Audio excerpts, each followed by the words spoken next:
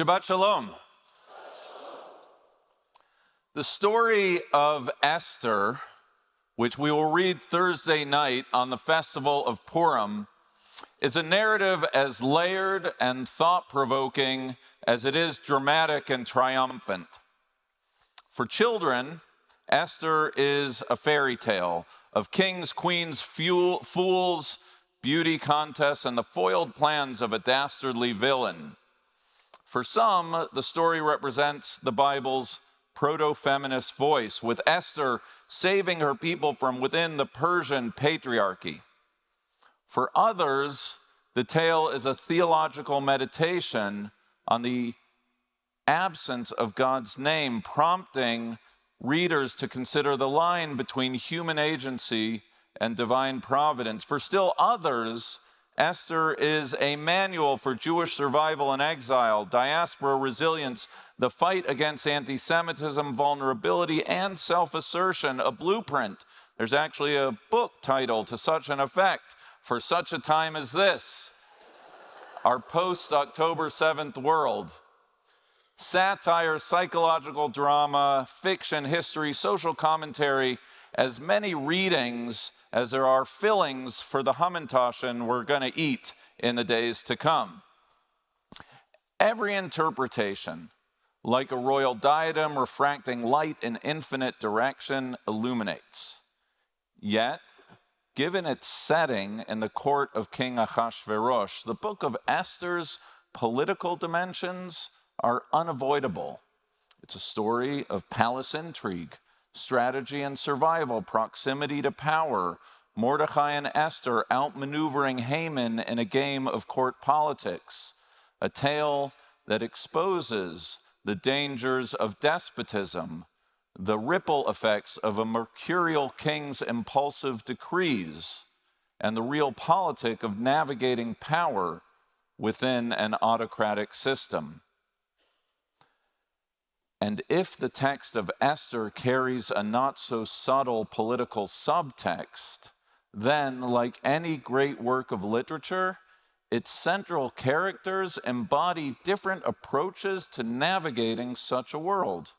The protagonists representing a range of tactical choices, how to engage with power, manage vulnerability, balance loyalty and integrity, and weigh self-interest against survival, both within the biblical narrative and, by extension, our own lives. This morning, I focus on the two primary women of the Esther story, with a nod to a third, as they represent distinct points on the leadership continuum as to how to negotiate the delicate balance between principle and pragmatism in their time and our own.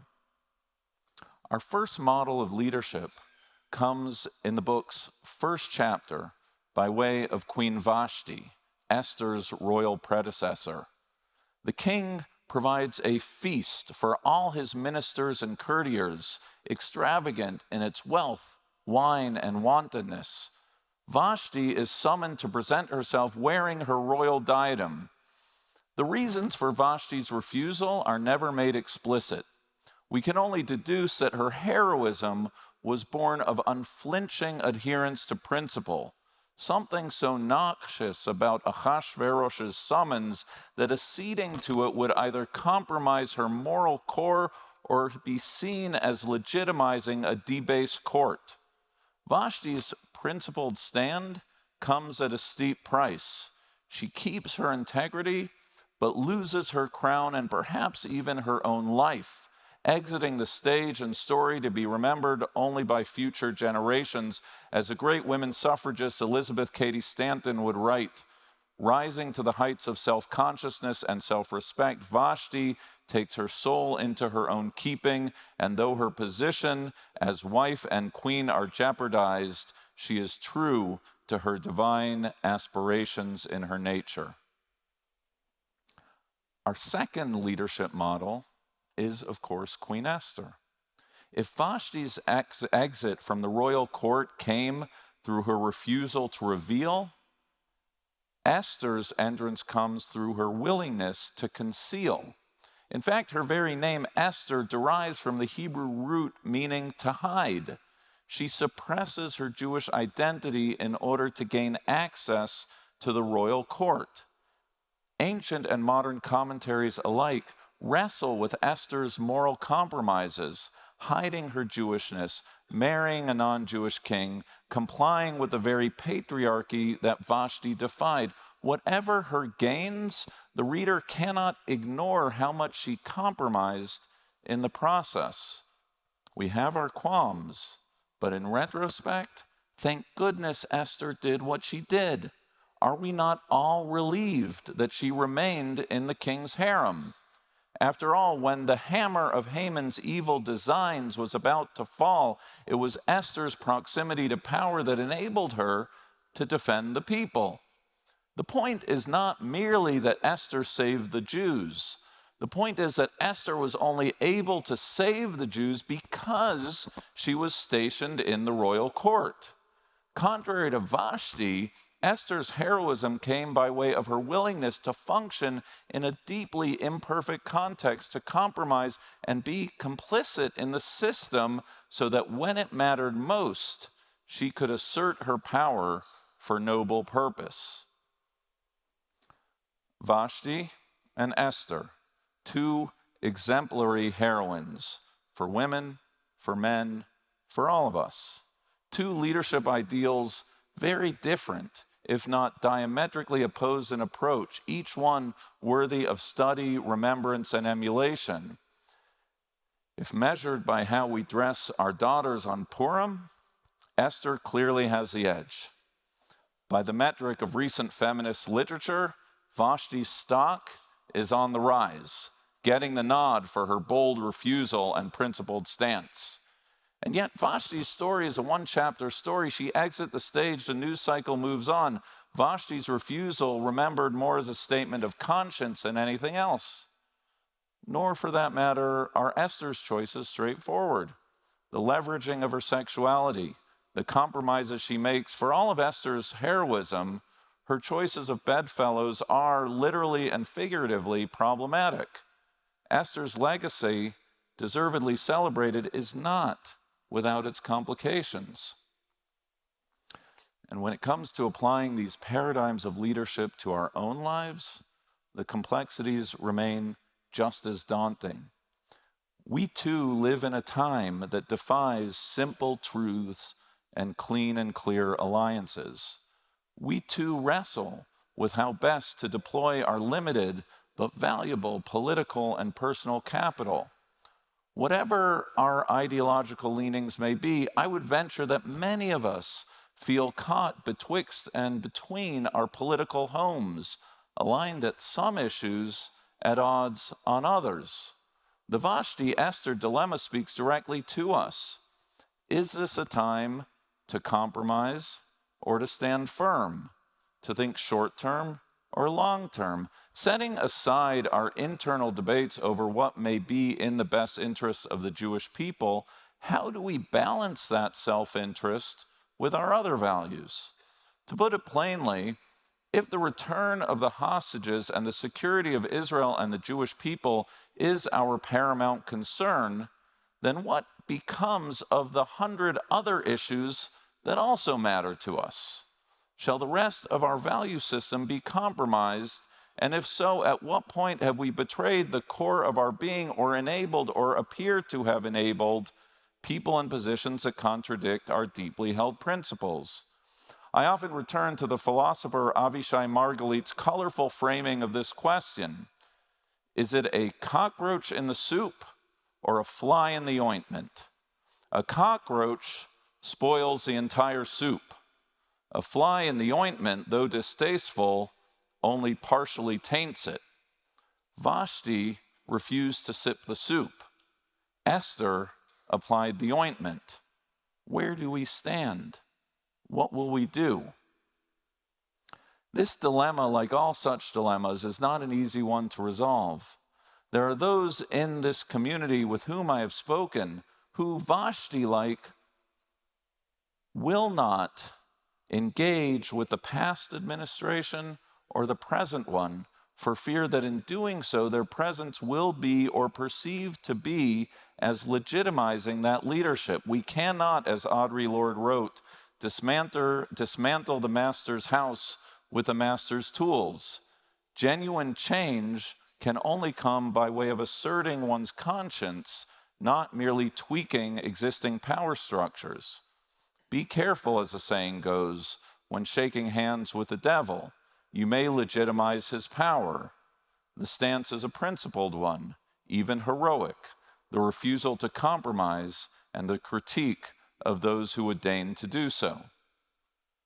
So too, there are those in the community with whom I have spoken who, Esther-like, insist on engaging with the past or present administration, regardless of what their overall judgment of it may be. This is, they claim, the nature of politics, setting aside difference in order to work together on issues of common cause. It may not have been the administration one wanted, but it's the administration one has, and the Jewish people don't have the luxury of moral absolutes or the option of sitting around out. In the words of Hyman Roth of Godfather fame, it's not personal, it's business. It's more important to be in the room than out. As the saying goes, if you're not sitting at the table, they will eat you for lunch. I'm reminded of Churchill's defense of his 1941 Anglo-Soviet alliance with Stalin against Hitler. I have only one purpose, he said, the destruction of Hitler. If Hitler invaded hell, I would make at least a favorable reference to the devil in the House of Commons. The stance is a principled one, even heroic, setting aside difference in service of a greater purpose. I can do this all day, going back and forth. Both positions are defensible, both stances subject to critique. People I know who refuse to sit on panels with certain people for fear their presence legitimizes that person, and people who insist that you have to do so. People who refuse to teach on certain campuses, and those who insist that you have to do so. People who refuse to clap at any point in the State of the Union, and people who will do so. And it's because both sides have a leg to stand on, one needs to be very careful not to assign ill will if another makes a choice different than you do. We are living in a radioactive political environment where the stakes are high and politics have taken on the fervor of religious orthodoxy. We would do well to remember that while we need not agree with everyone, we must affirm everyone's right to express their views and make their choices. Above all, we must reject ad hominem attacks and the assumption of bad faith simply because someone believes and behaves differently as to how best to secure the well-being of our people. As for me, given the choice, if anyone cares to know, as if there was any doubt, I guess I would identify more with Esther's pragmatism than Vashti's defiance. It's why when I was invited to represent our community at the dedication of the embassy in Jerusalem under President Trump, I went. It's why when I was invited to light the Hanukkah candles under President Biden, I went. It's why the democratically elected officials of one party are just as welcome in this sanctuary as the other party. Business is business. And I'm in the business of defending the interests of the Jewish people, and I can believe I can do so better, not to mention move the needle on the other issues when I'm in the room than when I'm out of the room. There may come a time when a room becomes so noxious that it becomes morally uninhabitable. There may be a time when one must acknowledge that one's presence either lacks sufficient influence to be meaningful, or that one's presence or pulpit is merely being used to launder the shortcomings of others. There is a third woman in the Esther story, Haman's wife Zeresh, who embraces an uncritical embrace of power, advocating for its maximization without ethical restraint, a sin to which we must never fall prey. The choice to lead like Esther is not an easy one. It requires constant self-auditing and ongoing recalibration. It means being brutally honest with oneself as to whether one's presence helps or hurts the cause of one's people. It's cleaner to live like Vashti. The attacks come once and from one side. Living like Esther means being subjected to critique on both sides every step of the way. It's not easy, but as you may have noticed, I wouldn't and I won't have it any other way. Ours is not a simple time. We're all just finding our way.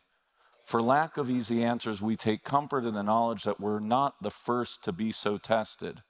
It was David Ben-Gurion who, when the Jewish community and then Palestine had to balance their support for Britain against Nazi Germany and at the same time resist the British white paper restrictions on immigration, famously said, "We shall fight the war as if there were no white paper, and we shall fight the white paper as if there were no war." The challenge then, the challenge now, is whether we can hold multiple and sometimes contradictory ideas and ideals at one and the same time in service of the defense of our people and not tear each other apart in the process. Only time will tell. May we, like Esther, rise up to the leadership challenge. Shabbat Shalom. Thank you for joining the Park Avenue Synagogue family. I hope you enjoyed the sermon. Please consider supporting our online community by scanning the QR code or by going to supportpas.org or by making a donation. Shalom and see you in Shul.